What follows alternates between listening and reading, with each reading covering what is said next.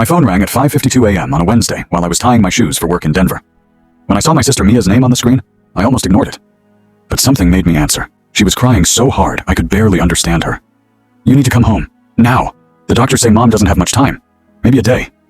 I felt my knees go weak. "What do you mean?"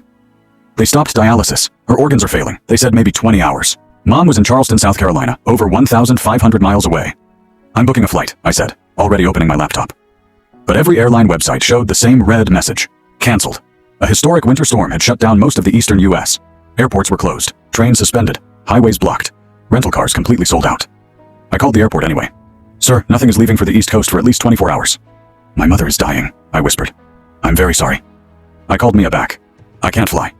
"Then drive," she said. "That's almost 24 hours." "Then start now." By 6:30 a.m., I was on the road. The first several hours were clear. I sped across open highways, stopping only for Ba. Mia kept texting updates. "She asked about you. She's sleeping now. Doctors say she's holding on." Then the ice began. Missouri was a frozen nightmare. Cars littered the shoulders. At one point, a truck lost control in front of me and spun sideways. My heart pounded, but I kept driving. 9 hours in, I heard a grinding sound. My car began to shudder. I pulled into a small-town service station outside Knoxville. The mechanic checked it and shook his head. "Transmission's failing. You push it much farther, you'll be stranded on the highway. I'd say 2 days to fix it." 2 days. I stepped outside into freezing rain and felt completely helpless. I called taxi companies, ride shares, bus stations, anything. No one was operating. I was sitting on the curb when an older man in a worn-out pickup pulled up for gas. He had silver hair and steady eyes. I walked over. "Sir, I know this sounds crazy, but my mother is dying in South Carolina. My car just broke down. I'll pay you whatever you want if you can take me east." He studied me for a moment. "How far?" "About 6 hours." He nodded. "Get in." His name was Walter. He was 74. For the first hour, we rode mostly in silence. Snow hit the windshield like tiny bullets. His hand stayed calm on the wheel. Then he said quietly, "I almost didn't make it in time when my wife passed. Missed her by 15 minutes. He glanced at me. 15 minutes is a long time when you don't have it.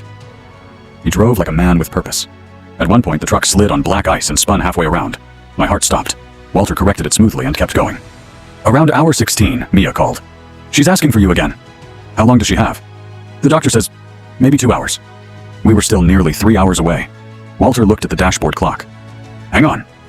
He took back roads, avoided blocked highways, and pushed that old truck harder than I thought possible. We crossed into South Carolina close to midnight. At 11:38 p.m., we pulled into the hospital parking lot. I ran inside, barely stopping to ask directions. Mom lay in bed, pale and fragile. Mia was holding one hand. I grabbed the other. "Mom, I'm here." Her eyes slowly opened. She focused on me, and a faint smile appeared. "I knew you'd come," she whispered. She passed away less than an hour later with both of us beside her. When I walked outside after midnight, Walter was asleep in his truck. I knocked gently on the window. He woke up. "Did you make it?" I swallowed hard.